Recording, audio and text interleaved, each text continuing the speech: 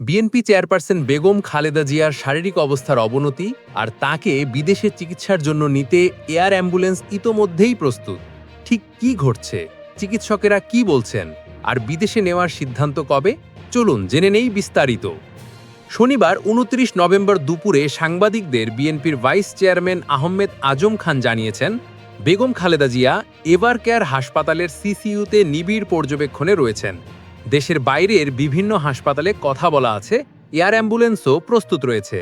বিদেশে যাওয়ার মতো অবস্থায় এলে তাকে নিয়ে যাওয়া হবে।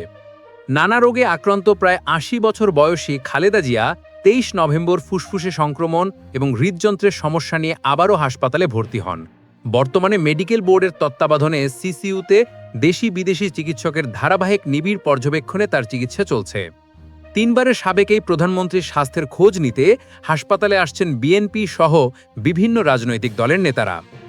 সকালে বেগম জিয়াকে দেখতে হাসপাতালে আসেন ডাকসুর সাবেক এজিএস ও বিএনপি নেতা নাজিম উদ্দিন আলম। হাসপাতাল থেকে বেরিয়ে দলীয় প্রধানের জন্য সবার কাছে দোয়া চান তিনি। এদিন হাসপাতালে বেগম জিয়াকে দেখতে আসেন জাতীয় নাগরিক পার্টির ৩ সদস্যের প্রতিনিধি দল। সেখান থেকে বেরিয়ে অবস্থা সংকটাপন্ন হলেও বেগম খালেদা জিয়া সজাগ ও সজ্ঞান আছেন বলে জানিয়েছেন দলটির যুগ্ম সদস্য সচিব ডাক্তার তাসনিম জারা।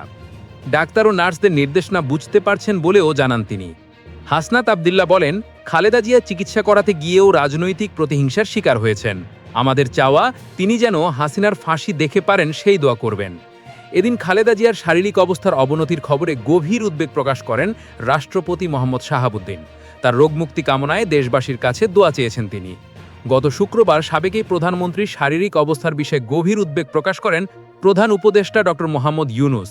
তিনি নিয়মিতভাবে বেগম খালেদা জিয়ার স্বাস্থ্যের অগ্রগতি সম্পর্কে খোঁজখবর রাখছেন এবং প্রয়োজনীয় সব চিকিৎসা সহায়তা নিশ্চিত করতে সংশ্লিষ্ট সবাইকে নির্দেশ দিয়েছেন। তার দ্রুত সুস্থতা কামনা করে দেশবাসীর কাছে দোয়া চান প্রধান উপদেষ্টা।